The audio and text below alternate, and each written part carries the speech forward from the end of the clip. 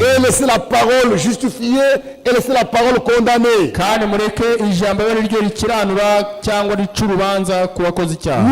N'humiliez pas pour vos sentiments. Ouais, le pasteur déjà est fâché. Il est fâché pour tu es un juge. Ce n'est pas toi qui condamne. Laissez la parole condamner quelqu'un. Laissez la parole justifier quelqu'un. Que les chrétiens sachent que ce n'est pas le pasteur, c'est la parole qui me condamne. Et cela va l'amener vraiment à la repentance. C'est vrai. Maintenant, il y a des cas d'irrégénérés.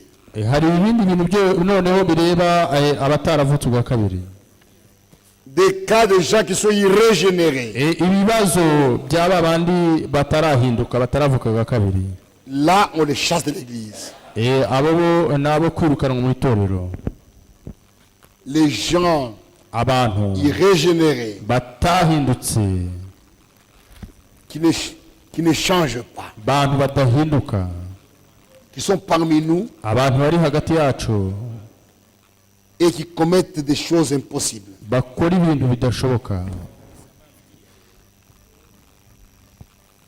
Les frères irrégénérés. Pas un frère qui a commis une faute. Non. Ici, il est parlé des gens irrégénérés.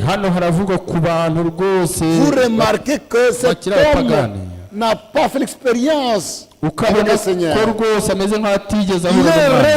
est irrégénéré parmi nous. Ces gens-là, on doit les chasser. Ne chassez pas les frères, ceux qui ont commis des fautes. Aidez-les à revenir. Voyez, c'est ce que tu nous as lu ici concerne les gens irrégénérés. Un frère qui est bien. Ou un frère qui a commis des fautes, non. 1 Corinthiens 5. Verset 9 à 13. J'ai écrit dans ma lettre de ne pas avoir de relations avec les impudiques. Non pas d'une manière absolue. Avec les impudiques de ce monde. Ou avec les cupides et les ravisseurs. Ou avec les idolâtres. Autrement, il vous faudrait qu'ils sortent du monde. Paul dit, quand j'ai écrit de ne pas avoir de relations avec ces gens-là, ce n'est pas avec ces gens du monde. Les impudiques du monde, les cupides, les ravisseurs, les idolâtres, les homosexuels, dans le monde, vous allez vous rencontrer au marché, vous allez rencontrer au travail. Ce n'est pas ça. Ton chef peut être homosexuel, qu'est-ce que tu vas faire? Il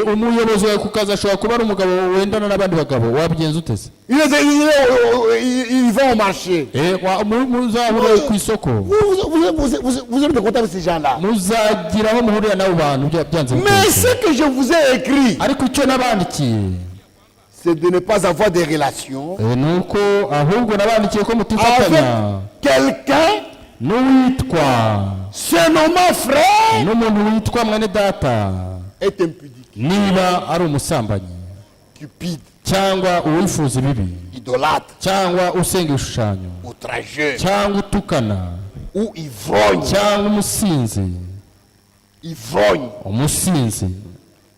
ou ravisseur, de ne même pas manger avec un tel homme. Un ivrogne, ce n'est pas un homme ivre. Un préfet, par hasard, il a bu, il devient ivre. Ce n'est pas ça, un ivrogne. C'est ça sa vie. Sa vie, c'est boire chaque jour. Un ivrogne. Un impudique dans l'église, aujourd'hui il couche en telle sœur, même avec telle sœur, c'est ça sa vie. Un homme comme ça,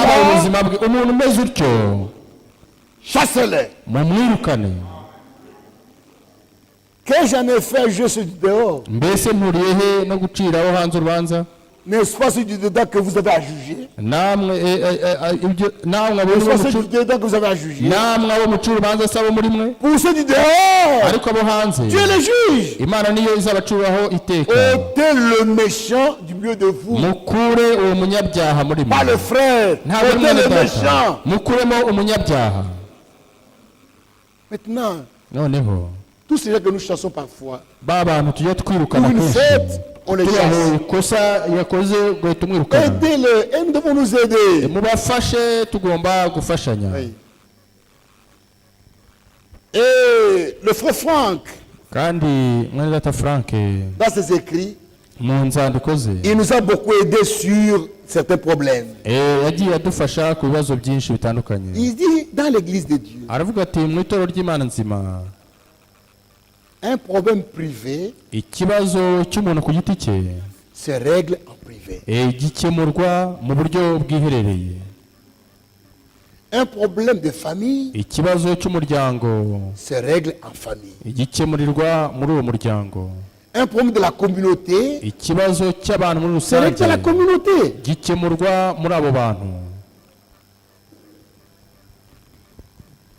Ton frère a un problème avec sa femme. Ce n'est pas pour de l'église. Ce n'est pas pour tout le monde. C'est pour du couple. Parlez avec le couple.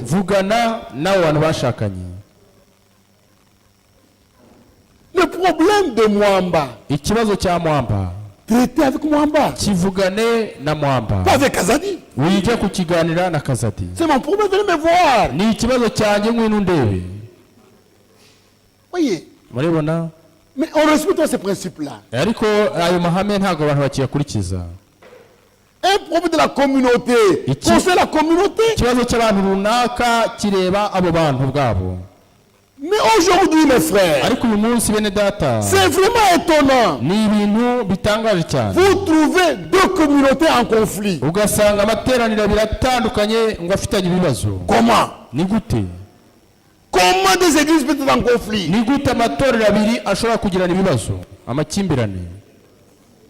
Si vous les prédicateurs vous êtes en conflit, c'est pour vous-même, mais ce n'est pas pour l'église. N'entraînez pas l'église dans votre conflit.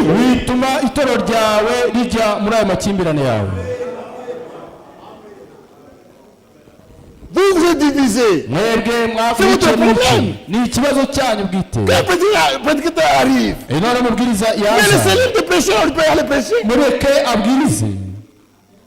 Si tu vas là-bas, ne viens pas ici. Ça, c'est l'esprit dénominationnel. De barrières. Laissez-le prêcher partout. Il peut vous aider à vous réconcilier. Ne faites rien par esprit de parti. Oui. Parce que je ne m'entends pas avec celui-ci. Tous ses amis deviennent mes amis. Non, frère. Non. Si je ne m'entends pas avec mon frère, ça nous regarde nous deux. On ne vous regarde pas vous. Respectons ces principes. Le problème privé en privé. Le problème de famille dans la famille concernée. Le problème du couple dans le couple. Le problème de telle assemblée dans cette assemblée-là. Le problème de l'assemblée de Colosie ne peut pas être traité à Lubumbashi ou à Likasi. Non. Ça regarde pas Lubumbashi, ça regarde pas Likasi. Tu ne sais même pas ça. C'est notre problème à Colosie, c'est notre problème.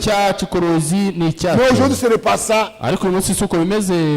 Le problème est dans telle assemblée. Les gens laissent s'y mêler. Ça, c'est le désordre. Chaque assemblée avec ses problèmes. Vous, de loin, si vous avez appris, priez pour eux. Priez seulement pour eux. Et Dieu les aidera. Voyez, ce sont des principes. Comment nous devons marcher dans l'église. Et dans cette marche, le pardon et la réconciliation sont obligatoires.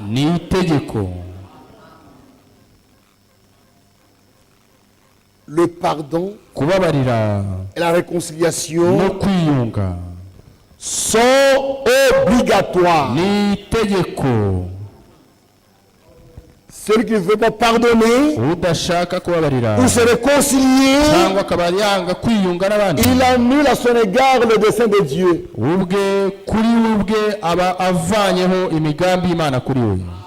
En refusant de pardonner son frère, tu risques même de perdre la vie éternelle. C'est un problème à prendre au sérieux. Pardonner de tout son cœur. C'est-à-dire, quand vous pardonnez, toutes les décisions que tu as prises en rapport avec ce problème doivent tomber. Oui, frère, je pardonne, mais je pardonne, mais je change ma position. Tu n'as pas pardonné. Quand tu as pardonné, tu pardonnes de tout ton cœur. C'est Jésus nous enseigne dans Marc.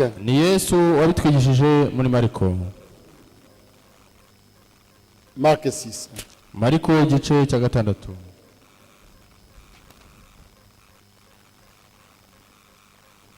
Non, ce n'est pas Marc, c'est Matthieu. Matthieu 6.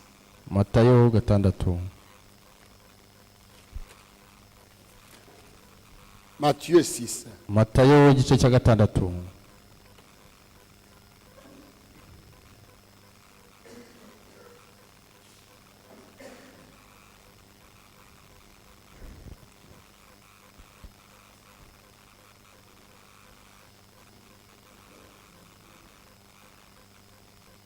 Verset 12. Pardonnez nos offenses. Comme nous aussi, nous pardonnons à ceux qui nous ont offensés. Verset 14. Si vous pardonnez aux hommes leurs offenses, votre Père céleste vous pardonnera aussi. Mais si vous ne pardonnez pas aux hommes, votre Père ne vous pardonnera pas non plus vos offenses. Si tu n'es pas pardonné par Dieu, comment tu seras sauvé? Parce que le salut est basé sur le pardon de nos péchés. Par son sang. Par son sang. Nous avons la rédemption. La rémission de nos péchés. Notre salut est fondé sur le pardon. C'est parce qu'il nous a pardonné que nous sommes sauvés. Maintenant, si quelqu'un ne pardonne pas son frère, il ne pardonne pas de tout son cœur. C'est terrible. On les a dans Matthieu 18.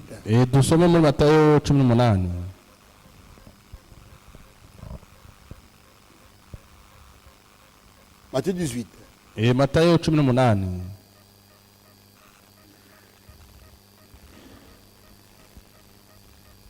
Commençons au verset 23. C'est pourquoi le royaume des cieux est semblable à un roi qui voulut faire rendre compte à ses serviteurs. Quand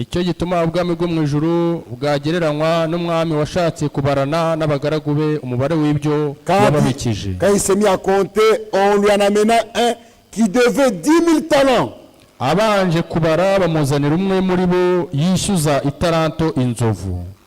Comme il n'avait pas de quoi payer, son maître ordonna qu'il fût vendu. Lui, sa femme et ses enfants, et tout ce qu'il avait, et que la dette fut acquittée. Le serviteur se jeta à terre, se prosterna devant lui et dit: Seigneur, aie patience envers moi, je te payerai.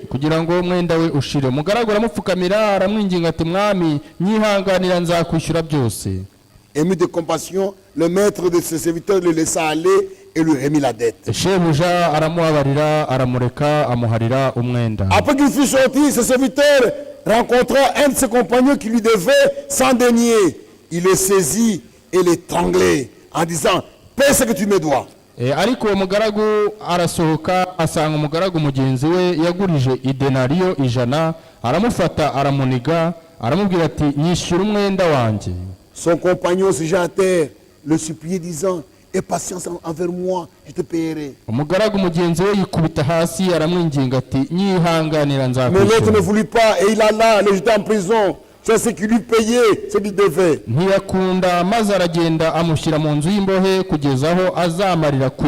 Ses compagnons ayant vu ce qui était arrivé furent profondément attristés et ils allaient raconter à leur maître ce qui s'était passé. Alors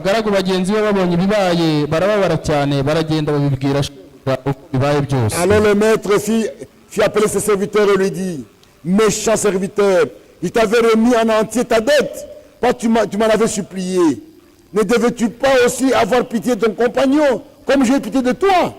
Maze shebuja aramuhamagara aramubwira ati wa mugaragu mubi we naguhariye wa mwenda wose kuko wanyinginze nawe ntiwari ukwiriye kubabarira mugenzi wawe nkuko nakubabariye. Et son maître irrité le livra au bourreau jusqu'à ce qu'il lui payait tout ce qu'il devait. Shebuja ararakara amuha abasirikare kugeza aho azamarira kwishyura umwenda wose. C'est ainsi que mon Père céleste vous traitera si chacun de vous ne pardonne son frère de tout son cœur. Na data wo mu ijuru niko azabagira nimutabarira umuntu wese mwene so mubikuye mu mutima. De tout son cœur. Mubikuye mu mutima. Le pardon est obligatoire. Kubabarira ni itegeko. Voyez, murabibona dans l'église de Dieu, mu itorero ry'Imana nos principes c'est fondé entièrement sur la parole de Dieu. Amahame yacu ashingiye ku ijambo ry'Imana. Il y a des frères qui commettent des fautes. Hari bene data bakora amakosa. On ne doit pas confondre avec les gens, ils sont irrégénérés. No tugatangira kubibeshyaho ko ari babandi batahindutse. Et Dieu nous met en garde. Ariko Imana iratwihanangiriza. Avec ce qui cause des divisions. Kuri babandi bazana ibyo kwirema ibice. Ce qui cause des divisions. Abazana kwirema ibice. Les divisions viennent du diable. Kwirema ibice bituruka ku mwanzi. Ça nous crée tant de problèmes dans l'œuvre. Bituzanira ibibazo byinshi mu murimo.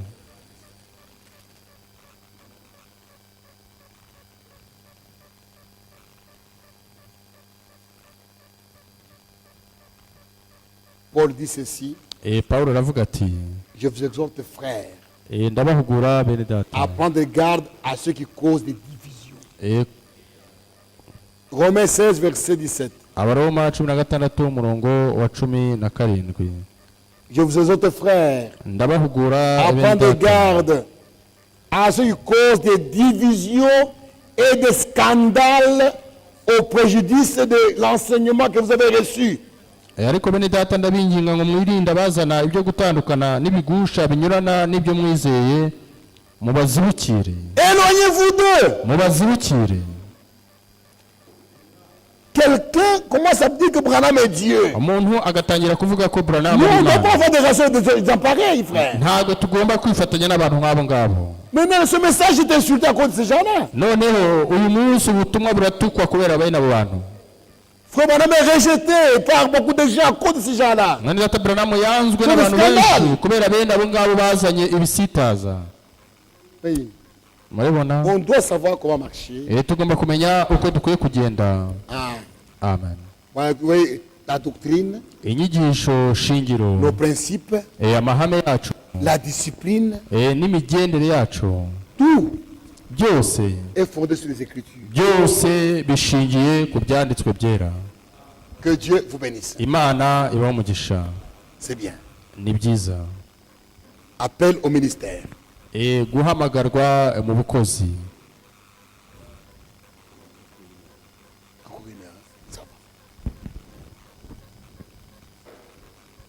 Appel au ministère.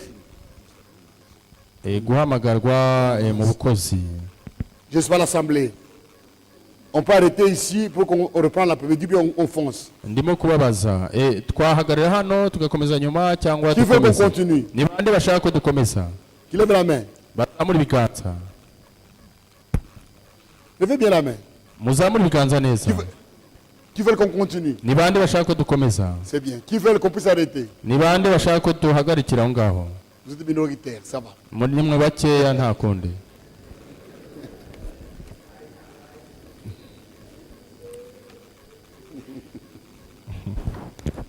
Comme ça dans les après-midi. Noneho nyuma ya saa sita. On va parler sur l'opération des dons. Turaza kureba uko impano zikora byonyine. Et répondre aux questions. Tubashe no gusubiza ibibazo. L'appel au ministère. Guhamagarwa mu bukozi.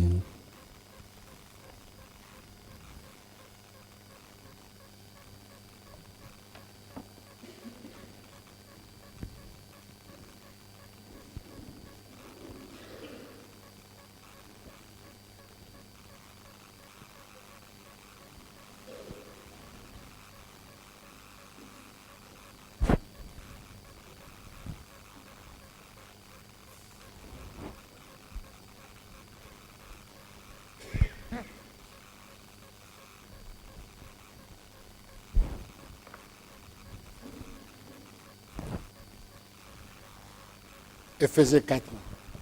Abefeso igice cya 4.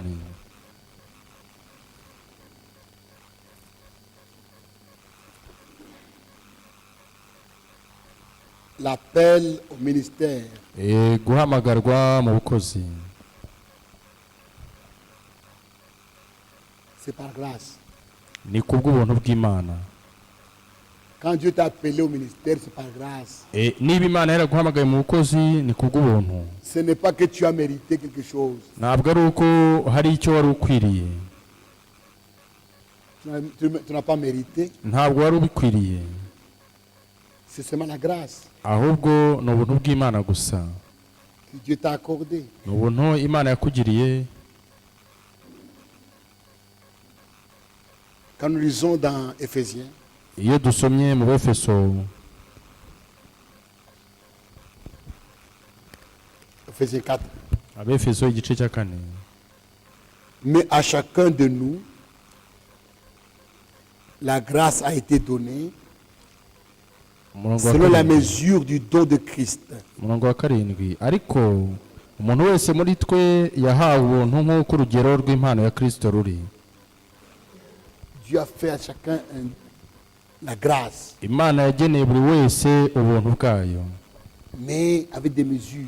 ariko ibikora ku rugero ubwayo ishaka. C'est pourquoi il est dit, niyo mpamvu avuga ngo étant monté en haut, nicyo gituma il a amené des captifs et il a fait des dons aux hommes. nicyo gituma ivuga iti amaze kuzamuka mu ijuru ajyana iminyago myinshi aha abantu impano. Or, que signifie il est monté, sinon il est aussi descendu dans les régions inférieures. ariko iryo jambo ngo yazamutse mu ijuru risobanurwa rite? C'est lui qui est descendu, c'est le même qui est monté au-dessus de tous les cieux afin de remplir toutes les choses. ntirigaragaza yuko yabanje kumanuka ikuzimu, uwamanutse niwe wazamutse ajya hejuru y'amajuru yose kugira ngo asoze byose. Et il a donné. nuko aha bamwe Il a donné atanga les uns comme apôtres, aha bamwe kuba nk'intumwa, les autres comme prophètes, n'abandi nk'abahanuzi, les autres comme évangélistes, n'abandi nk'ababwirizabutumwa bwiza, les autres comme pasteurs n'abandi kuba nk'abungeri et docteurs. n'abigisha. Il donne à qui il veut. aha uwo ashaka. On ne le mérite pas. ntabwo ari uko uba ubikwiriye. Il les donne sans condition. abitanga nta cyitonderwa. L'homme peut être n'importe quoi. umuntu ashobora kuba ari umuntu rwose usanzwe. Dieu appelle qui il veut. imana ihamagara uwo ishatse. Quelqu'un peut croire aujourd'hui uyu muntu ashobora kwizera uyu munsi, et le même jour il appelle au ministère. uwo munsi agahita ahamagarirwa no mu bukozi. Mais pour être ancien, ariko kugira ngo ube umukuru w'itorero il byo faut avoir fait longtemps dans la parole. bisaba ko uba umaze igihe mu ijambo ry'imana.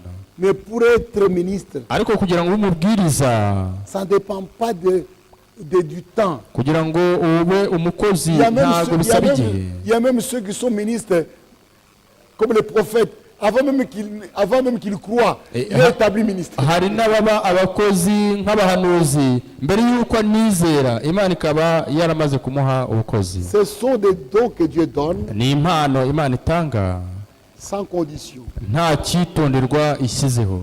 Nous n'avons rien à faire avec ça.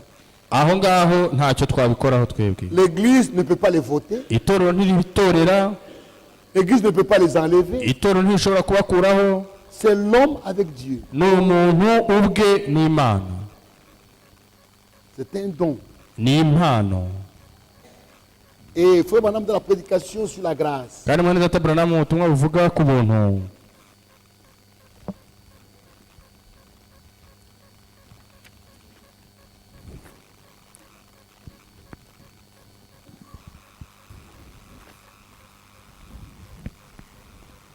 la prédication sur la grâce, mu butumwa buvuga ubuntu, au paragraphe 192, igika cy'ijana mirongo icyenda na kabiri.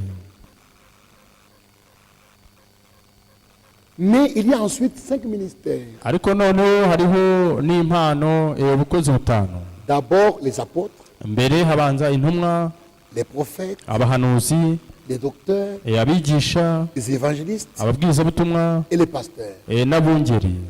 Ce sont des ministères ordonnés de Dieu. ni ubukozi bwashyizweho n'imana. Dieu les tienne. imana niyo Eh bien, les ibufasha, hommes les tiennent. abantu bakabugira. Voyez, murabibona, on ne peut pas les chercher. ntago wabishakisha, On ne peut pas prier pour les avoir. ntago wabisengera ngo ubone ubukozi. Ils sont donnés souverainement. ni imana ibitanga mu bwigenge bwayo. Vous naissez avec ça. urabivukana. Tu peux commencer à prier. Seigneur, je veux être apôtre. ushobora gutangira Oh, Seigneur, gusenga je veux umwami, être ndashaka prophète. kuba intumwa, ndashaka Non. kuba umuhanuzi. oya, On ne doit pas chercher à être apôtre. ntabwo ushobora gushakisha kuba intumwa. Celui qui cherche à être apôtre, ushaka kuba intumwa il fera des choses pour être apôtre. agakora ibintu kugira ngo abe intumwa, C'est faux. ntabwo ari byo. Ce sont des dons que Dieu donne. ni impano imana itanga Et il les donne à qui il veut. kandi ziha uwo ishaka. Et kandi pourquoi Dieu les donne? ni impamvu ki imana izitanga. Oui. murabibona, Les ministères sont donnés, ubukozi butangwa oui, dans chaque âge. Il y a un message que Dieu a donné dans sa carte.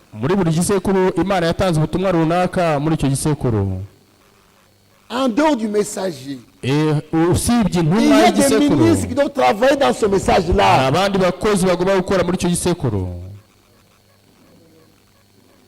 Dans cet âge, c'est vous. Vous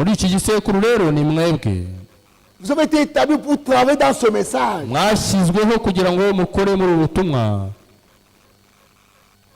Et il a donné les uns comme apôtres, les autres comme prophètes, les autres comme évangélistes, les autres comme docteurs et pasteurs, pour le perfectionnement des saints.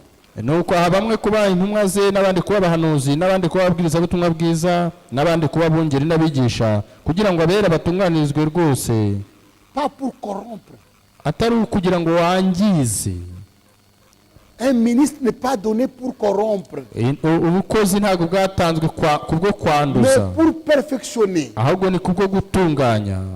Comment toi, ministre? Ni gute wowe uri umubwiriza? Les gens étaient bien,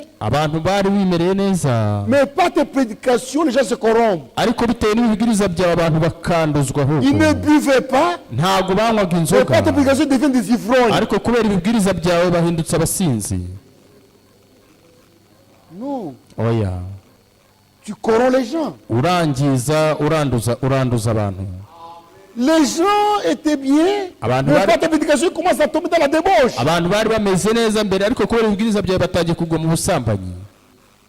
Un ministre est établi pour perfectionner. Le ministère, ce n'est pas seulement la parole, même votre vie doit accompagner ce ministère.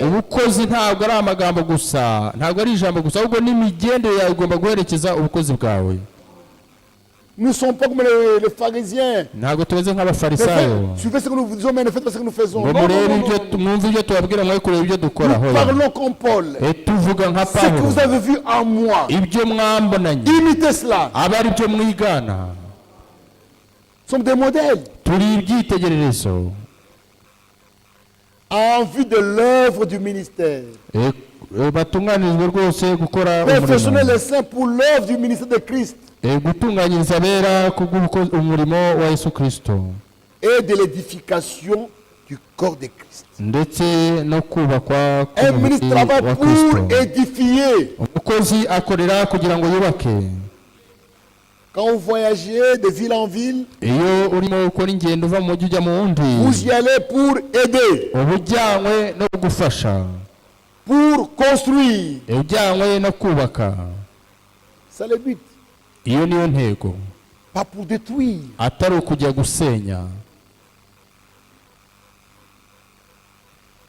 Jusqu'à ce que nous soyons tous parvenus à l'unité de la foi.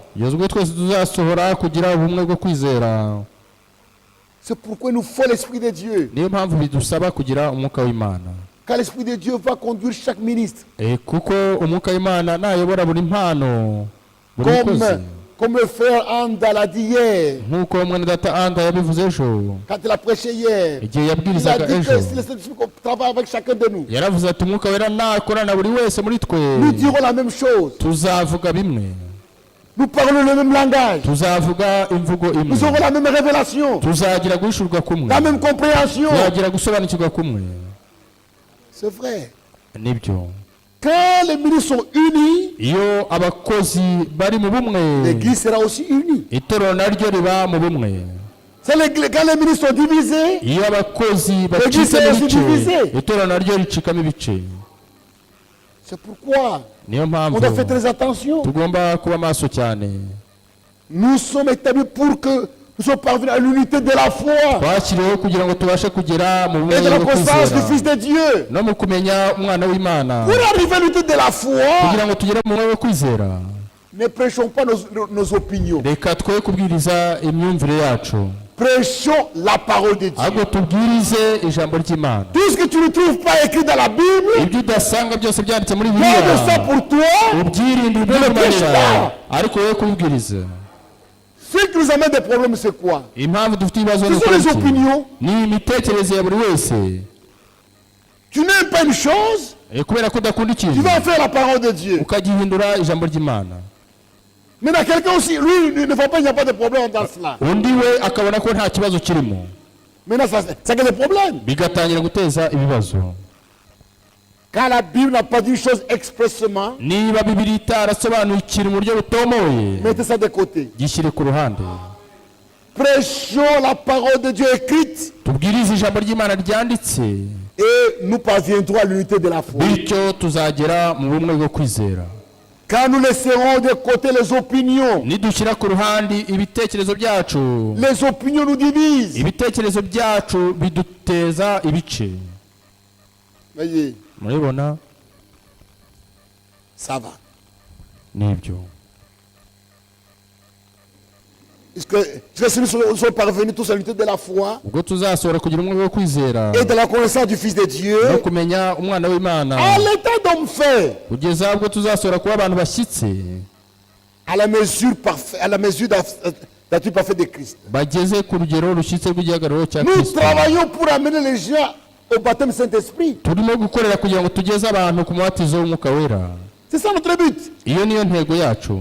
Quand tu voyages en prêchant la parole de Dieu, prêche de manière à amener les gens au baptême du Saint-Esprit. C'est ça le but.